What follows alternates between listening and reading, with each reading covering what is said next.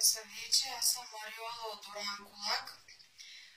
Включвам се тук на живо, за да ви кажа колко много съм вдъхновена и разчувствана от избора на Цецка Цачева за президент на Република България.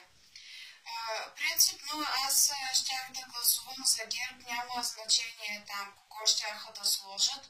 Обаче това, че Цецка още повече ме накара да гласувам за ГЕРБ, защото тя е една отдадена другарка, която ще се грижи за добруването на българския народ.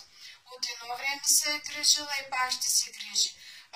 Още Нострадамус в Библията е написал, че руса жена ще оправи България, който не вярва да отиде да прочете. Точно така пише там в Библията, където е написано. И както виждаме, пророчеството се изпълнява. Цецка Цачева ще спаси България.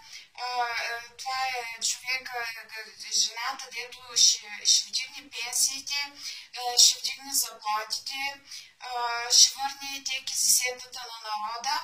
И изобщо това е една представителка на всички български жени. Няма никакъв проблем, ако още на първия тур не спечели, защото след това спокойно ще може да бъде сменена с другарката Бокова на втори тур, която евентуално да допринесе с още по-голяма победа. Благодаря и до скоро!